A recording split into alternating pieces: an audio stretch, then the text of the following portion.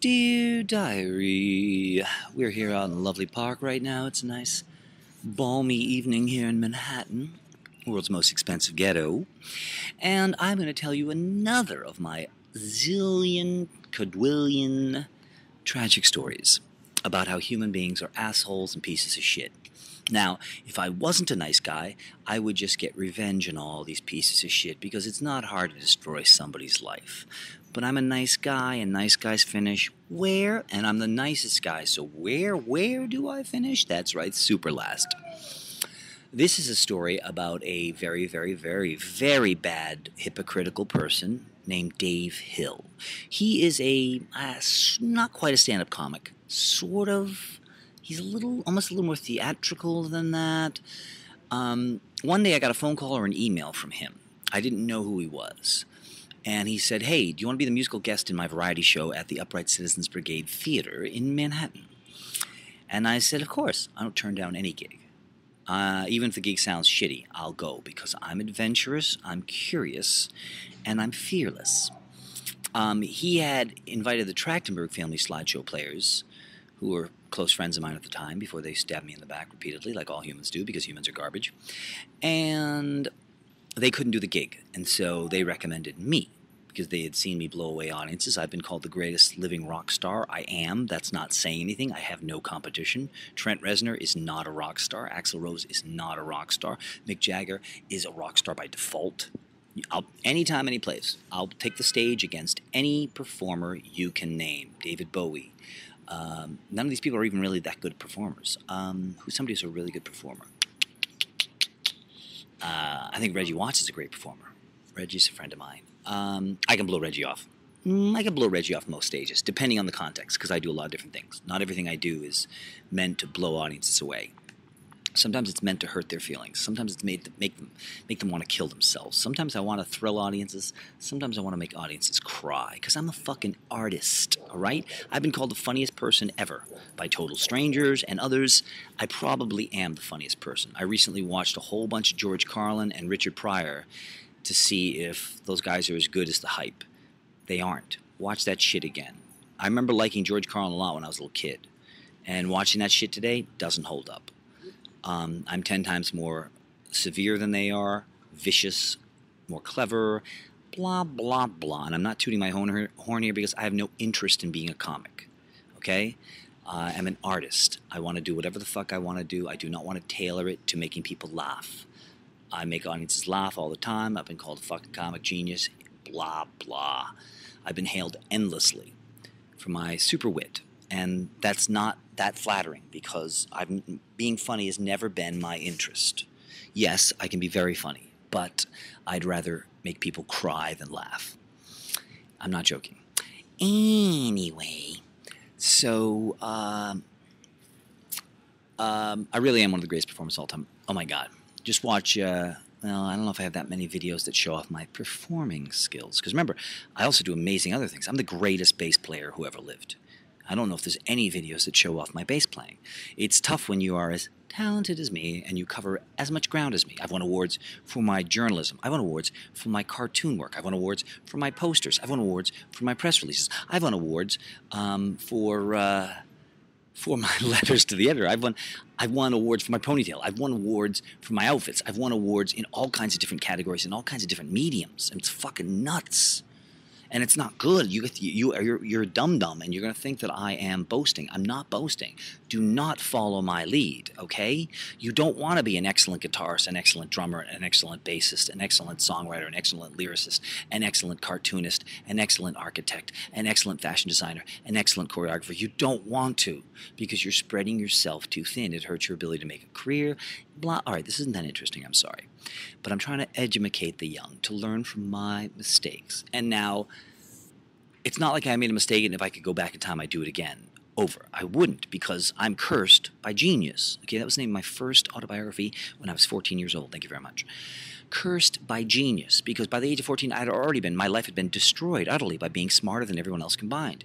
Because being smart is great. Well, I have a song that says that nails it. It's called "Intelligence is Only Useful If You Use It for Evil." Right? If I wanted to be a cult leader and manipulate the sheep, that's easy. But intelligence is automatically canceled by integrity. You understand that? That's why you get people like Kurt Cobain, who had integrity and intelligence, and it canceled it out. He ended up having to do heroin and kill himself. Okay? The integrity and intelligence do not work together.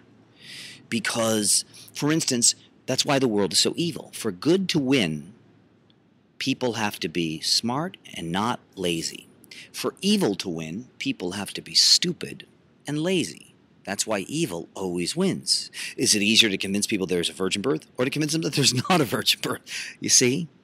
And that's why you live in a fucktard world. A fucktard world. You live in a fucktard world. Let's get back to an evil, selfish person named Dave Hill. So he invited me to do a show. I said, fuck yeah, I'll do it. Sounds like fun. I like UCB theater. I've performed there before. Now remember, I don't perform that. I mean, I'd be a superstar if I performed a lot, but performing is not another one of my agendas.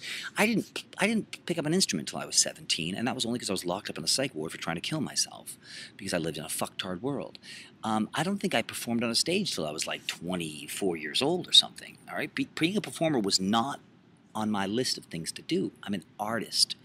And I have to tell audiences that sometimes. I'm an artist, not an entertainer. That means I only have to please myself. Thank you very much.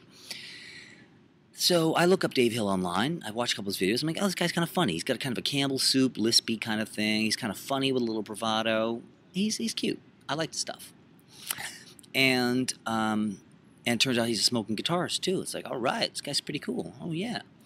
Oh, this guy's going to love me when he sees me perform. I'll fucking tear this place apart. I'll do a couple killer hits. I'll do Lou Reed's Cock on guitar. That song fucking tears apart audiences everywhere, no matter where I do it on Earth. And If Your Vagina Was Burned in Fire, power ballad, blows away audiences anywhere on Earth.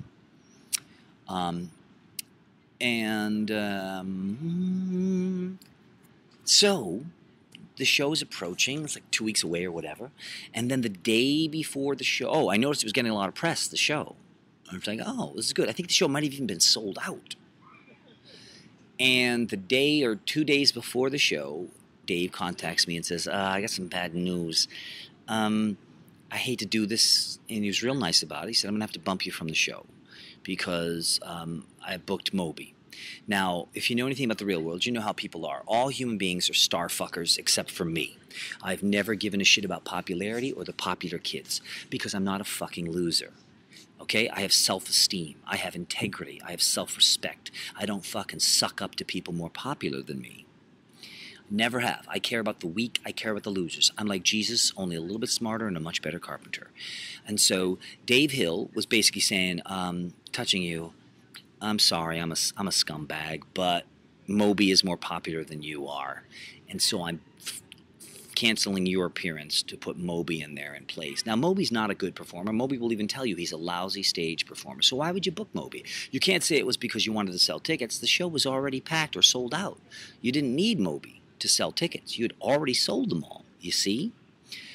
But Dave Hill wants to climb the industry ladder like most performers. That's why most artists and performers are pieces of shit as human beings.